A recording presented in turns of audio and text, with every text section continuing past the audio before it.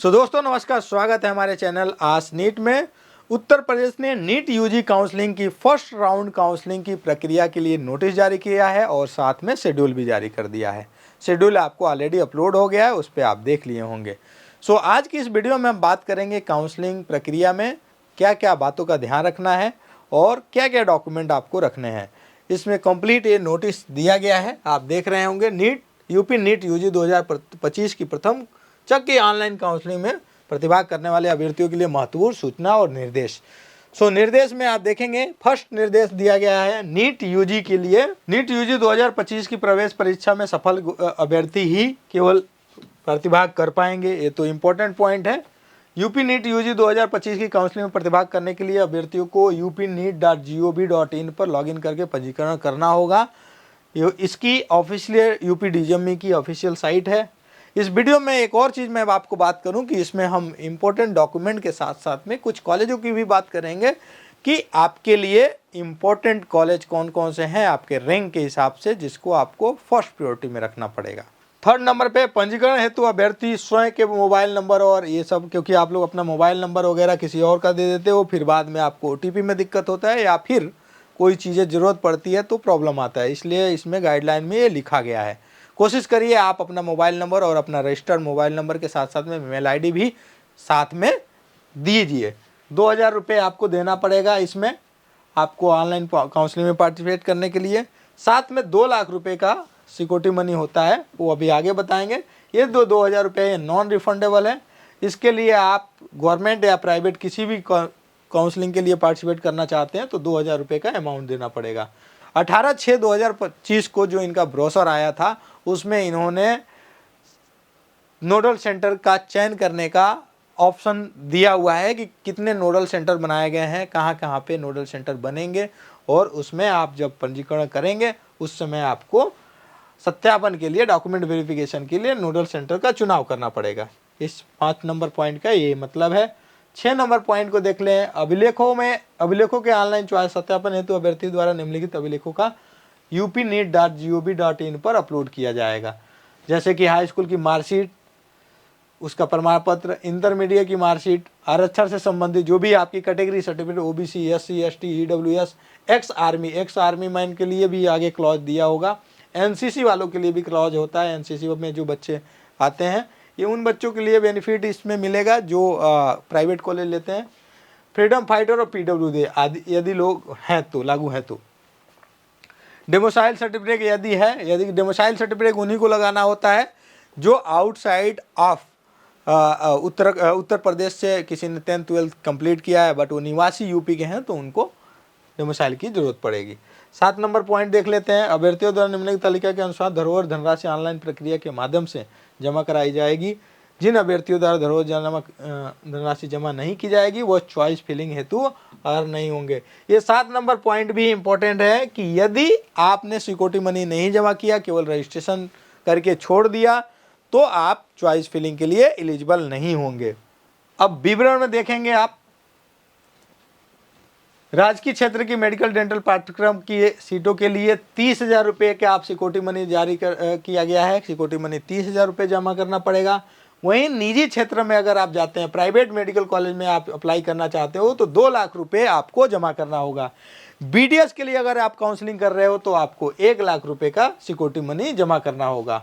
8 number point को ऐसे देखेंगे, ऐसे अभ्यर्थी जिन्होंने राजकीय निजी मेडिकल या डेंटल दोनों क्षेत्रों की सीटों हेतु काउंसलिंग में, यानी कि ये पॉइंट का नंबर 8 का मतलब ये है कि यदि आप MBBS या BDS दोनों के लिए, गवर्नमेंट या प्राइवेट, इसके लिए भी आप पार्टिसिपेट करना चाहते हो, कोई भी सारी काउंसलिंग में मतलब करना चाहते हो, MBBS BDS गवर्नमेंट और प्राइवेट, तो आपको 2 लाख रुपए का सिक्योरिटी मनी जमा करना पड़ेगा। ऐसे 9 नंबर का भी सेम मतलब है कि यदि आप डेंटल में केवल आप काउंसलिंग करना चाहते हो और BDS में गवर्नमेंट और प्राइवेट दोनों के लिए पार्टिसिपेट करना चाहते हो तो आपको उस सिचुएशन में 1 लाख रुपए का सिक्योरिटी मनी जमा करना पड़ेगा। 10 नंबर पॉइंट क्या कह रहा है? धरोहर धनराशि किसी भी दशा में शिक्षा शुल्क में समायोजित नहीं की जाएगी। ये उन बच्चों के लिए स्पेशली बता दूं, कुछ राजस्थान से बच्चे होते हैं जिनके यहाँ अभी कुछ लास्ट ईयर से रूल आ गया है कि 5 लाख सिक्योरिटी मनी है, वो आपके शिक्षा शुल्क में समायोजित कर ली जाती है। बट यूपी में ऐसा लागू नहीं होगा। आपका जो भी सिक्योरिटी मनी होगा वो आपको रिफंडेबल होगा। आपके अकाउंट में, जिस अकाउंट से आप पेमेंट किए रहोगे उसी अकाउंट में वापस कर दी जाएगी।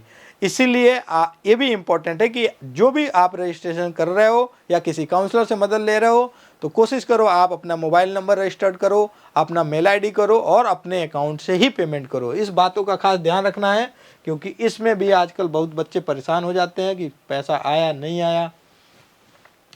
11th नंबर पॉइंट को भी समझ लीजिए। काउंसलिंग में प्रतिभाग करने वाले अभ्यर्थियों को विशेष रूप से सलाह दी जाती है कि देखिए ये पॉइंट आ गया बात जो अभी मैं आपको अवगत कराया हूँ।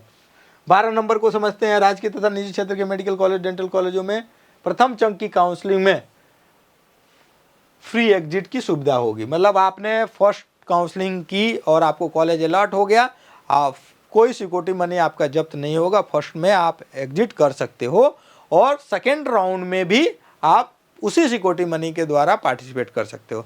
मतलब फर्स्ट में सीधा सा मतलब है कि फर्स्ट फ्री एग्जिट है, आप सीधे एग्जिट करके सेकेंड में आप पार्टिसिपेट कर सकते हो।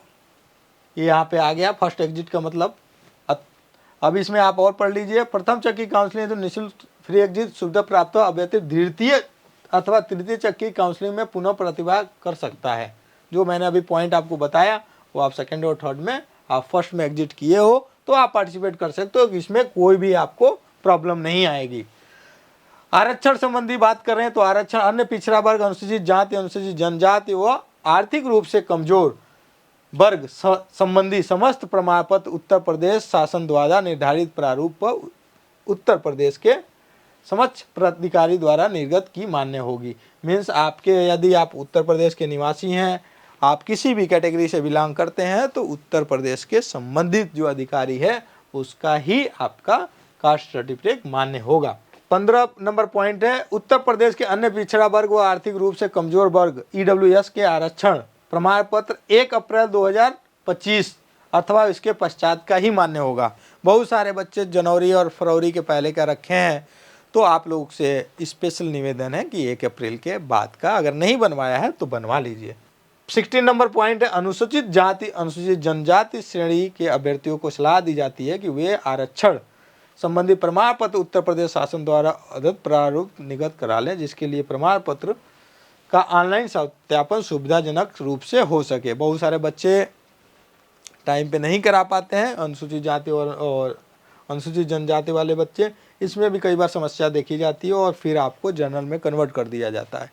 तो बाद में आपको मेल और ये सब करने से कोई फ़ायदा नहीं होता है, आप टाइम से इसको अरेंज कर लो। 17 नंबर पॉइंट। भारत सरकार के अधीन पदों पर नियुक्ति हेतु प्रस्तुत किए जाने वाले प्रमाण पत्र के प्रपत्र पद आरक्षण प्रमाण पत्र मान्य नहीं होगा। ये 17 नंबर पॉइंट है। उत्तर प्रदेश राज्य के अतिरिक्त अन्य राज्यों के आरक्षित वर्ग के अभ्यर्थी अनारक्षित श्रेणी में माने जाएंगे। ऐसे अभ्यर्थी को आरक्षण का लाभ नहीं मिलेगा। जो उत्तर प्रदेश से बाहर हैं वो बच्चे ओनली प्राइवेट कॉलेज में पार्टिसिपेट करेंगे इस स्टेट काउंसलिंग के थ्रू और उनको ओपन कैटेगरी में माना जाएगा, तो उनको इसके आरक्षण का कोई लाभ मिलने वाला नहीं है। 19 नंबर पॉइंट को देखेंगे। यूपी नीट यूजी 2025 के अंतर्गत उप श्रेणी के आरक्षण संबंधी लाभ हेतु निम्नलिखित बिंदु को अनुसार निर्गत प्रमाण पत्र ही मान्य होंगे। जैसे दिव्यांगजनों के लिए एक स्पेशली अभी गजट आया था, उसमें भी लिखा गया है, और जो अभी इसके पहले 18 तारीख की नोटिस की बात कर रहा था तो उसमें भी आपके जो भी मेडिकल कॉलेजों से बनेंगे आपके PWD कैंडिडेट के लिए डॉक्यूमेंट्स, जो आपका प्रमाण पत्र होगा वो वहाँ से बना होगा तभी मान्य होगा, जिसका ये जिक्र कर रहा है। DGHS MOHFW न्यू दिल्ली द्वारा निर्धारित केंद्रों निर्गत प्रमाण पत्र ही मान्य होंगे। ये 18 तारीख वाले नोटिफिकेशन में आप पढ़ेंगे तो उसमें पूरे इंडिया के कॉलेज उसकी लिस्ट दी गई है जो इससे निर्धारित केंद्रों में मान्य किया गया है और उनकी लिस्ट है। स्वतंत्रता संग्राम सेनानी के आश्रितों के लिए आरक्षण संबंधी प्रमाण पत्र उत्तर प्रदेश शासन द्वारा निर्धारित प्रारूप पर उत्तर प्रदेश के सक्षम प्राधिकारी द्वारा निर्गत ही मान्य होंगे। स्वतंत्रता संग्राम सेनानी के आश्रितों के लिए प्रमाण पत्र का प्रारूप यूपी नीट यूजी 2025 के ब्रोशर में दिया गया है। ये भी प्रारूप आपको दिया गया है। स्वतंत्रता सेनानी वाले जो बच्चे हैं वो इनके लिए इम्पोर्टेंट पॉइंट है। एनसीसी वालों के लिए भी एक पॉइंट दिया जाए, कम से कम बी ग्रेडिंग सहित सी सर्टिफिकेट निर्धारित प्रारूप पर सक्षम प्राधिकारी द्वारा जारी किया गया हो। मतलब अगर आपका बी और सी सर्टिफिकेट है तभी आप एनसीसी का लाभ ले पाओगे, अदरवाइज नहीं। भूतपूर्व सैनिक, युद्ध के अपंग, सेवानिवृत्त शहीद के पुत्र पुत्री के लिए निर्धारित प्रारूप पर सक्षम प्राधिकारी द्वारा निर्गत प्रमाण पत्र मान्य होंगे। उक्त प्रमाण पत्र का प्रारूप जो ये वो भूतपूर्व सैनिक हैं उनके लिए स्पेशली ये है कि जो भी सक्षम अधिकारी है वो उसका प्रारूप जो आप में ब्रोशर में दिया गया था उस पर अगर वो उसका सिग्नेचर और ये सब है तभी आपका मान्य होगा, अदरवाइज मान्य नहीं होगा। इन सब के बीच में मैं आपको एक और चीज़ बता दूं कि हमारा चैनल लास्ट ईयर हम लोगों ने शुरू किया था और यूपी का जो हमने प्रेडिक्शन निकाला वो काफ़ी सटीक रहा। 90 to 95% फर्स्ट काउंसलिंग जो प्रेडिक्शन हमने दिया था वो सही रहा। इसके लिए हम आपको लास्ट ईयर का भी दिखाना चाहेंगे जो हमने प्रेडिक्शन किया था। और ये यूपी अभी सजेशन में भी आ रहा है क्योंकि उत्तर प्रदेश का काउंसलिंग शेड्यूल आ गया है। इसमें हम लोग का लगभग 100% सर्टिफिकेशन का हमने प्रेडिक्शन किया और 80 से 90% प्रेडिक्शन हमारा सही रहा। तो one of the best UP counselling के लिए एक प्लेटफॉर्म है। चैनल पे आप नए हो तो इसको सब्सक्राइब कर लो ताकि आपको निरंतर वीडियो ऐसे ही अपडेट मिलते रहेंगे और कंटिन्यू सटीक प्रेडिक्शन मिलेगा। आगे हम और भी वीडियो बनाने वाले हैं क्लोजिंग रैंक को लेकर के, एक्सपेक्टेड कट ऑफ क्या होने वाला है गवर्नमेंट और प्राइवेट में। खासकर प्राइवेट कॉलेज का हम कॉलेज वाइज प्रेडिक्शन देते हैं जिसमें आपको काफ़ी हेल्पफुल होगा जब आप चॉइस फिलिंग करेंगे। ये चॉइस फिलिंग के पहले हम ये वीडियो अपलोड कर लेंगे। नेक्स्ट पॉइंट के लिए देखेंगे अब 20 नंबर पॉइंट है, अभ्यर्थियों को यह सलाह दी जाती है कि निजी क्षेत्र के मेडिकल डेंटल कॉलेजों में प्रवेश हेतु इच्छुक अभ्यर्थी आवंटन के पश्चात किसी भी विषमता की स्थिति से बचने के लिए काउंसलिंग चॉइस फिलिंग से पूर्व ही संबंधित कॉलेज के बारे में स्वयं संपूर्ण जानकारी अपने स्तर से प्राप्त कर लें।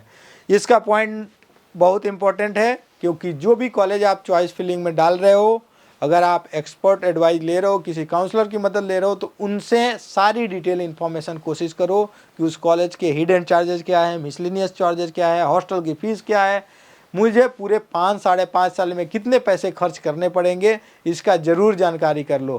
क्यों? क्योंकि यहाँ यूपी में सबसे ज़्यादा ये प्रॉब्लम होता है कि कॉलेज वाले एडमिशन तो ले लेते हैं लेकिन पूरे 5 साल में आप ये मान के चलो 2 से लेकर के 10 लाख 15 लाख तक की भी आपको एक्स्ट्रा देना पड़ सकता है क्योंकि पहले गवर्नमेंट जो डिसाइड करती है उसको यहाँ पे यूपी में मनमानी चलता है और कॉलेज बहुत सारे ऐसे कॉलेज हैं जो गवर्नमेंट के रूल को भी नहीं मानते हैं। कहने के लिए तो पहले रिपोर्टिंग आपकी करा ली जाएगी लेकिन थोड़े थोड़े चार्जेस के नाम पे आपको ह्यूज मनी खर्च करना पड़ सकता है।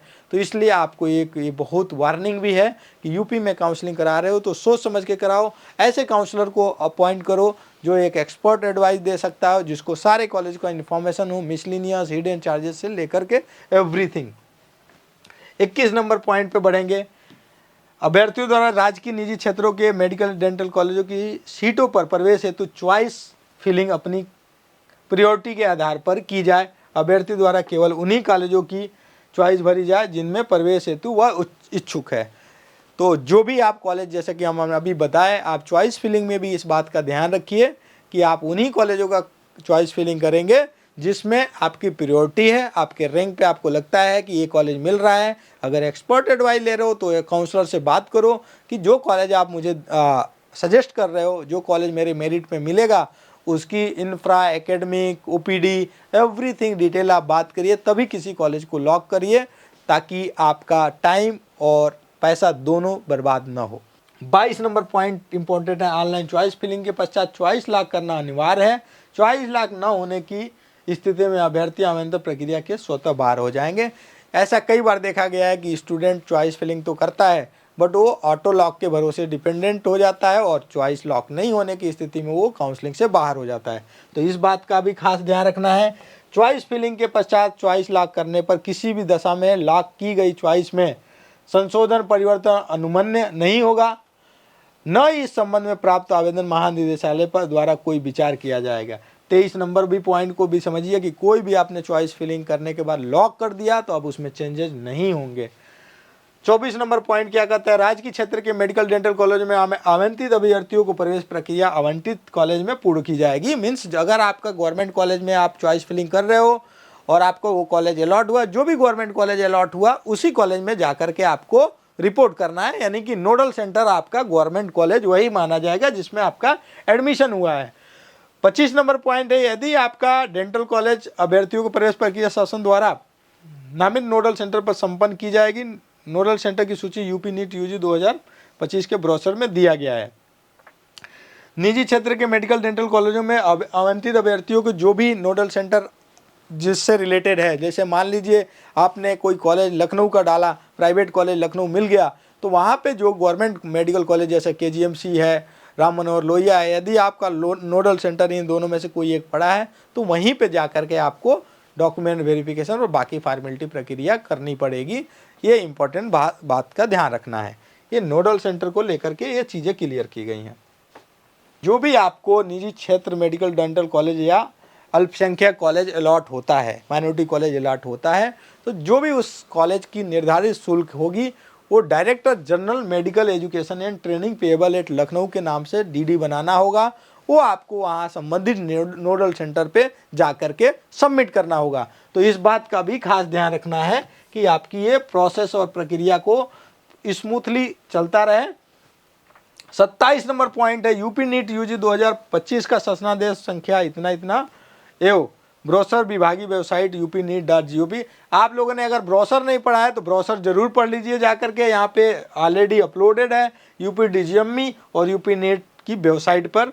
ये दोनों जगह पे आप जा करके अपना ब्रोशर इसका यूपी का पढ़ सकते हो और इस पे आप लोग प्रॉपर जानकारी इकट्ठा कर सकते हो। लगभग इसमें पूरी काउंसलिंग प्रक्रिया का मैंने जानकारी आपको दे दिया। चैनल पे नए हो तो कर लीजिए सब्सक्राइब, क्योंकि यूपी का one of the best channel होने वाला है ये। लास्ट ईयर हमने ये चैनल को स्टार्ट किया था और 12,000 समथिंग सब्सक्राइबर हमारे हो गए हैं। इस बार टारगेट है कि आपको 30+ सब्सक्राइबर इकट्ठा करने हैं, तो इसमें आपका भी एक सहयोग चाहिए और कर लीजिए सब्सक्राइब, बेल आइकन को दबा दीजिए, शेयर कर दीजिए अपने दोस्तों को ताकि उनको निरंतर अपडेट मिलते रहे। मिलते हैं नेक्स्ट वीडियो में, तब तक के लिए नमस्ते। जल्दी हम लेकर के आएंगे UP NEET UG first counselling का expected cut off private college wise.